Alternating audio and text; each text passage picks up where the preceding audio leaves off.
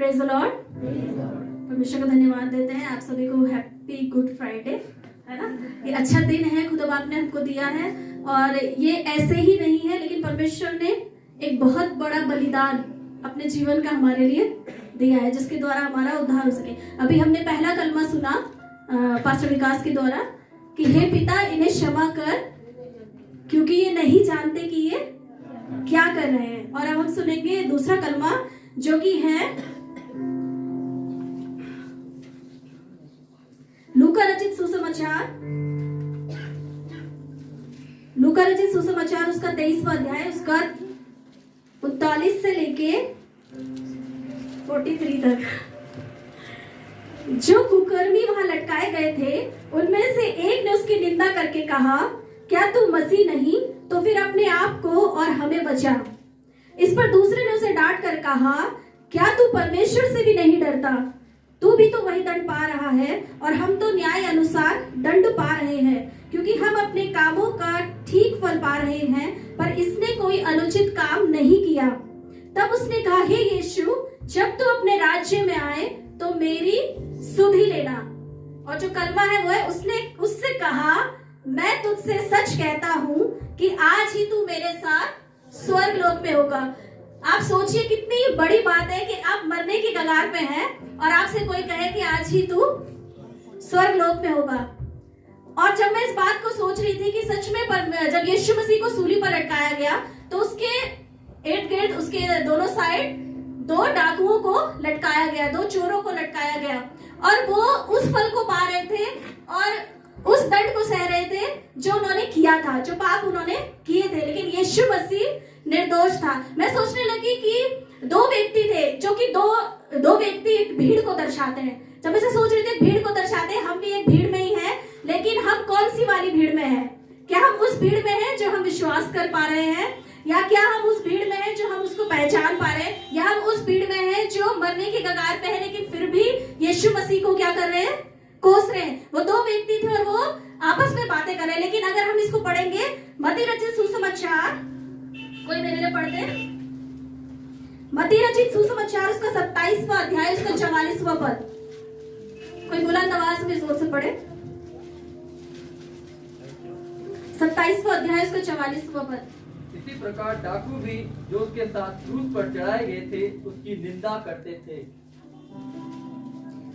लिखा है, इसी प्रकार डाकू भी जो उसके साथ क्रूस पर चढ़ाए गए थे उसकी निंदा करते थे।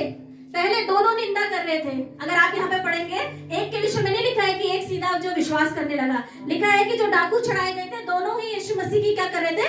निंदा कर रहे थे। दोनों ही उसको कोस रहे थे। हो सकता है दोनों बोल रहे हो कि क्या कर, खुद भी बच ले, हमें भी बचा, अगर तू यहूदियों का राजा है, तू परमेश्वर का पुत्र है, तू ऐसा। उसने दोनों उसकी निंदा कर दी। लेकिन अचानक से क्या हुआ कि एक व्यक्ति का हृदय परिवर्तन हो गया। जब मैं इस बात को सोच रही थी, अचानक ऐसा क्या हुआ कि एक व्यक्ति क्या होने लगा? एकदम से विश्वास करने लगा कि ये जो बीच में टंगा है हमारे साथ, ये परमेश्वर का पुत्र है, या ये उद्धार कर सकता है। वो कैसे जान पाया? तो मैं जब सोच रही थी तो मुझे लगा, आपने जो पहला कलमा सुना, उसने भी इस बात को सुना होगा, हे पिता इन्हें क्षमा कर कि ये नहीं जानते कि ये क्या कर रहे हैं। जब उसने देखा होगा इस दुर्दशा में, इस समय पे, जब उसके ऊपर कांटों का ताज है, उसके हाथों में कीले हैं, उसके पैरों में कीले हैं, और लोग उस पर थूक रहे हैं, उसे मार रहे हैं, बुरा भला कह रहे हैं, सब कुछ होने के बाद भी जब उसने उसके चेहरे की तरफ देखा होगा, तो वो क्या मांग रहा है? उनके लिए क्षमा मांग रहा है। वो क्षमा को देखकर, उस प्रेम को देखकर जो उसने उसके चेहरे पर देखा होगा, उसका हृदय परिवर्तन हो गया। ऐसे ही नहीं हो गया, क्योंकि बिना पवित्र आत्मा के कोई विश्वास नहीं कर सकता। पवित्र आत्मा ने उसे कायल किया। पवित्र आत्मा ने उसे दिखाया कि हाँ, ये जो व्यक्ति है जो बीच में है, ये परमेश्वर का पुत्र है, और ये तुम्हारा क्या कर सकता है? उद्धार कर सकता है। उसने क्या बोला सीधा? हम तो अपना दंड पा रहे हैं, लेकिन ये तो निर्दोष है। और उसने क्या बोला? जब तू अपने राज्य में जाए। वो समझ गया ये ऐसा वैसा व्यक्ति नहीं है, इसका राज्य है।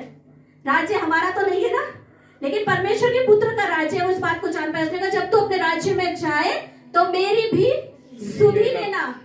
और यीशु मसीह ने भी उससे ये नहीं कहा वहां पर, यीशु मसीह ने भी ये नहीं कहा कि तूने 1 साल पहले क्यों नहीं ऐसा सोचा कि मैं तुझे अपने राज्य में लेता, पहले करता, अब तो तू कुछ भी मरने वाला है, कुछ अच्छा काम भी नहीं कर सकता।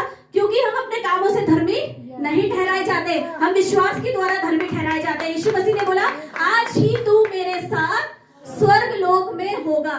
जब हम परमेश्वर के पुत्र पर विश्वास करते हैं ना, परमेश्वर ने से यीशु मसीह ने से ये नहीं कहा कि तू स्वर्गलोक में होगा, उसने कहा आज ही तू मेरे साथ। जब हम विश्वास करते हैं तो परमेश्वर का पुत्र हमारे साथ सदैव रहता है। उसने नहीं कहा तू स्वर्गलोक में होगा और मैं यहीं होगा, उसने कहा आज ही तू मेरे साथ होगा। यानी जब हम विश्वास करते हैं तो परमेश्वर का पुत्र हमारे साथ होता है। अब हम देखेंगे कि ऐसा क्या था कि उसको एकदम से उद्धार मिल गया। ना उसने कोई अच्छा काम किया, ना उसने कुछ भी नहीं करा होगा, हत्या करी होगी, चोरी करी होगी, डाका डाला होगा, जितने भी पाप कर सकता था वो सारे पाप उसने अपने जीवन में किए। लेकिन अंत समय में, बिल्कुल मृत्यु के समय में उसने क्या किया, एक बात को जान लिया, एक अच्छा काम कर लिया कि विश्वास कर लिया। वचन में लिखा है ना, क्योंकि परमेश्वर ने जगत से ऐसा प्रेम किया कि अपना इकलौता पुत्र दे दिया ताकि जो कोई इस पर विश्वास करे वे नाश न हो परंतु अनंत जीवन पाए। यीशु मसीह ने बलिदान दे दिया। मैं सोच रही थी कि जब, जैसे अभी पास्टर विकास बता रहे थे कि व्यवस्था के द्वारा पापी ठहरे, लेकिन जब परमेश्वर ने अपने पुत्र को दिया तो हमारे पाप क्षमा हुए। पहले अगर आप पढ़ेंगे पुराने नियम में तो महापवित्र स्थान हुआ करता था, और यदि कोई पापी है वो अंदर जाता था तो वहीं पर मर जाता था, वो महापवित्र स्थान में नहीं जा पाता था। लेकिन यीशु मसीह ने वहां पर इस बात को भी दिखा दिया कि जब मेरा बलिदान हुआ है, जब मैं तुम्हारे लिए मरा हूं, तो आज ही तुम मेरे साथ मेरे राज्य में होंगे। अनंत जीवन परमेश्वर ने हमें दिया है। हम देखेंगे कि उद्धार उस व्यक्ति ने किस प्रकार से पाया। ऐसा क्या हुआ, सबसे पहले उसने अपने पापों का अंगीकार किया। हम लोग भी पाप करते हैं लेकिन अपने पापों का अंगीकार नहीं कर पाते। हम उसको मान नहीं पाते कि हाँ मैं पापी हूं। हम अपनी गलती मानते ही नहीं है। मैं भी बहुत सी बार हम अपनी गलती को मानते ही नहीं। हमें लगता है कि हम गलत है ही नहीं। हम दूसरे वाले को पूरा घुमा फिरा के इतने अच्छे से बता देंगे और अपनी गलती को हम ऊपर कर देंगे कि नहीं हमने कोई गलती करी नहीं, हम तो सही कर रहे हैं। लेकिन यहाँ पर हम देखेंगे कि इस डाकू ने अपनी गलती को माना और उसका अंगीकार किया। सबसे पहला कदम उसने अपने पापों को मान लिया, उसने जान लिया मैं पापी हूँ। उसने क्या बोला, हम तो अपनी सजा पा रहे हैं लेकिन ये निर्दोष है। दूसरी बात जो उसने करी, उसने क्या कहा कि उसने उससे कहा कि हम तो अपने दंड को पा रहे हैं जो हमने किया है। यानी कि उसने अपनी सजा, उसने समझा कि मैं इस सजा का हकदार हूँ, मुझे ये सजा मिलनी चाहिए। हम कई बार पाप करते हैं, हम गलतियां करते हैं लेकिन हम सजा नहीं लेना चाहते। लेकिन उसने जाना इस बात को कि नहीं, ये जो सजा मुझे मिल रही है मुझे मिलनी ही चाहिए थी, मैं इसका हकदार हूँ। उसने माना कि यीशु मसीह निर्दोष है। क्या माना उसने, यीशु मसीह निर्दोष है। और उसने क्या किया, और चौथी बात उसने बोली कि उसने जाना कि वह मुझे बचा सकता है, और उसने क्या करा, उस पर विश्वास किया क्योंकि यीशु मसीह ही है जो बचा सकता है। यीशु मसीह उस समय दुर्बल था, दुर्दशा में था, पीड़ा में था।